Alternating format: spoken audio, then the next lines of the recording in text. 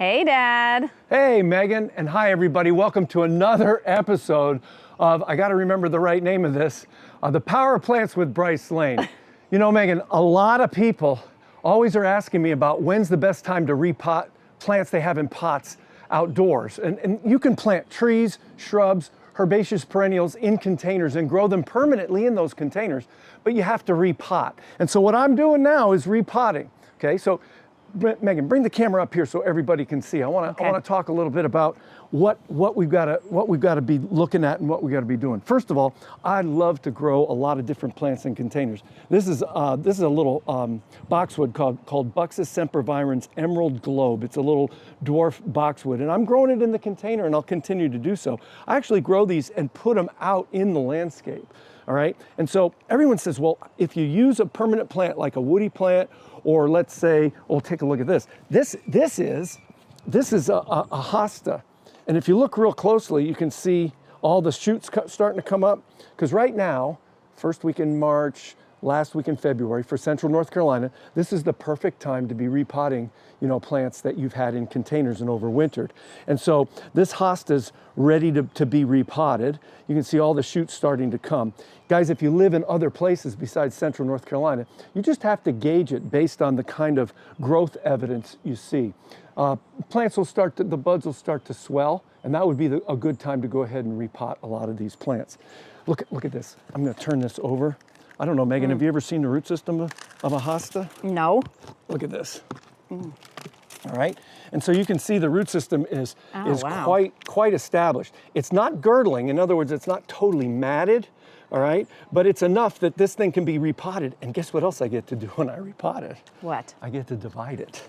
All right, Oh. and so y'all, when you have herbaceous perennials in containers, this could be divided into 2 separate pieces or 4. But that's a video for another day. Really easy. You just cut it up and repot it. So I'm going to put that. You just cut it into fourths? Yep, you can cut it right into 4 pieces. Wow. And it's great. All right, so let's get down to the how-to, because I have a very special way that I do it. First of all, if you're going to repot these plants, you don't always have to go to a bigger plant pot size. Okay, I like to repot my plants right back into the same container. Slows down their growth. I don't have to prune them as much, that type of thing. So I'm going to be putting this back into this container after I get rid of the old soil. So I'm going to pull this out. Look at that. Do you see why it needs repotting? Look at the roots are starting to mat. What does that mean? Matted roots means the roots come all the way out to the outside and then start to circle around the container. That's not a good thing, because ultimately that will end up slowing down the plant's growth, and over a long period of time, they can start girdling the plant.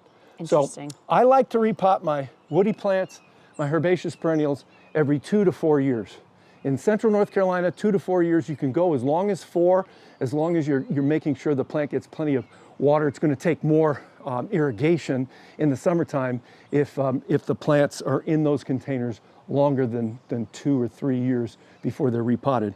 Repotting helps to replenish the soil, because potting soil is predominantly organic materials, and they're going to start to break down, and you're going to lose the ability of this plant to hold water and have nutrition. All right, so let's get down to how-to.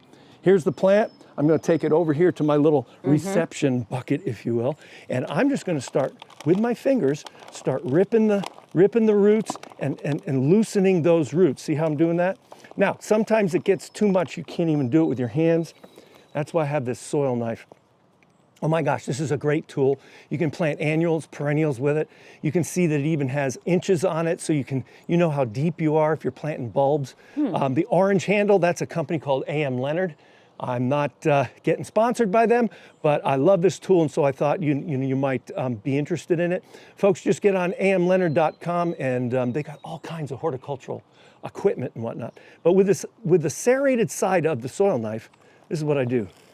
Now, you might be worried because you're going, you're cutting the roots. Yeah. Exactly. That's what I thought. Right? Like, so Megan, why do you suppose I'm cutting the roots? I have no idea. I mean, so they get water in there? Well, no, here's what we know. We know that when you cut roots, it stimulates root growth. Really? Yes. And so I'm going to shake this. Did you teach that in your class? Oh, I do. I teach it in all my classes. Because I took your class. Yeah, a long time ago. You don't even remember what I said, right? Okay. Now, do you see how the root system is starting to get teased out and you Yep. can see it more? Yep. All right, so here comes the drastic part. I'm gonna get down on my knee so I can demonstrate this. All right, by the way, repotting plants is not open heart surgery. You don't have to put this on a heart-lung machine. You don't have to go so fast that you do it wrong. Take your time. Now it's time, and this is my recommendation, is these roots need to be pruned to stimulate root growth and put it back with fresh soil in the new container. So I'm gonna take my pair of pruners, and I have 2 pairs of pruners in my pockets. Why? Because I have 1 pair of pruners. Hey, get a look at this. You see how I've peeled back the plastic on the handles? Yeah. This tells me this is my pair of pruners that prunes roots. Okay. Folks at home, don't ever prune your plants' roots with pruners that you use on the upper portion of the plant. Because when you prune roots, there's pieces of soil and grit in there that'll ruin the blade.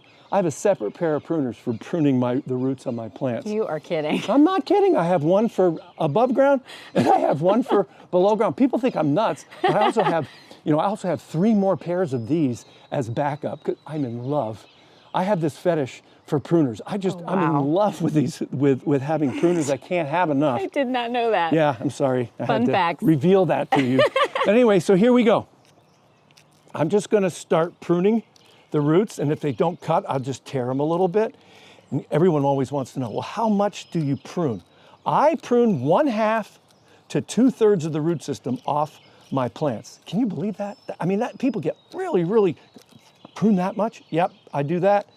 If I'm gonna put it back in the container, look at that, there we go. I'm just about there, okay? So now, I've pruned off at least 1/2 of the root system, okay? I'm gonna use exactly the same pot. Take a look here. Now, next step, you got the pot. People always say, well, you need to clean your pots. Yeah, you do, but there's been no diseases or anything. I'm putting the same plant right back in.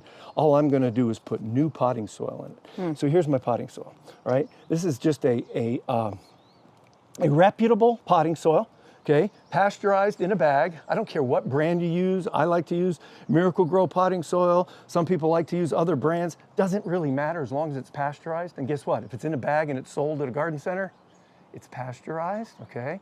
Highly engineered, great stuff. Peat moss, pine bark fines, perlite, good materials that really create good drainage.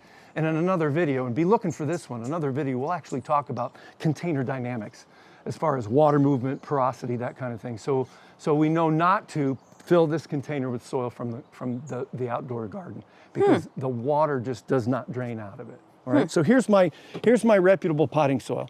The only thing I'm gonna do is take a few handfuls of fertilizer. Now this is an organic fertilizer whose brand will remain to be named so far, but I'm just putting a few handfuls of organic fertilizer. It smells good. Doesn't it smell good? Oh. Yeah, and then I'm just gonna mix it with my hands. Now people always say, well, how much do you do? Follow the directions on the bag, but if you've been gardening as long as I have, then I will go ahead and just do it by sight.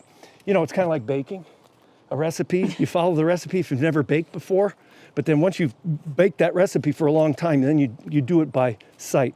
My grandmother Sugar used to do that all the time. Oh, and yeah, and she'd have this recipe that she'd never look at, right? And then she'd just start mixing this stuff. And I said, how is it that you know what to mix? And she said, oh, I've been making this recipe for such a long time. All right. There's my drainage hole. Always use a pot with a drainage hole. Okay. People are always worried that something's going to escape out of that drainage hole. Don't worry about it. The soil will be just fine. If you're really nervous, take a rock, a little stone, and put it over the hole. That'll keep the soil from escaping. I don't even worry about it. Take my soil. I put about, I don't know, maybe 2/3 in, just like that. See? All right. Now I'm taking my plant, and I'm going to set it right in the center. Distribute the roots.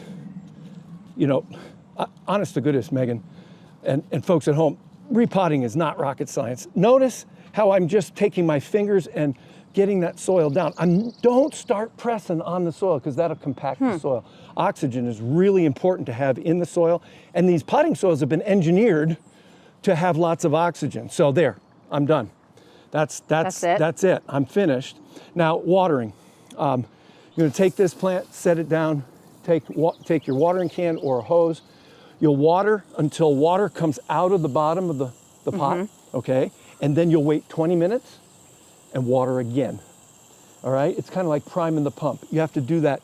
Water, wait 20 minutes, water, wait 20 minutes, water. Once you've done that, the soil's completely saturated, got plenty of oxygen and water, and from that day forward, you only have to water it once. But anytime I water my containers, I always water to saturate, water until water starts coming out of the bottom. And I don't ever, and please don't ever pot these plants up in pots that don't have drainage holes. If you've got a big pot with no drainage hole, take a slightly smaller one with a drainage hole, put that plant in it, down it goes. That way water can escape. You're not going to rot the roots in the bottom of the container. So yeah, that's about the size of it right there. Like I said, you can do these hosta. Here's a plant, it's called sweet shrub. A lot to see this time of year. It's just started to bud up. Perfect time to repot it. I propagated this myself, grew it last year in this container. So let's take a look and see what the roots look like. Holy smokes. Roots grow where there's water and oxygen. So look at all these matted roots. Now, it's even taken on the shape of the container. So I am going to have to really do some root pruning on this. The soil knife works real well. Come in and let me set this here.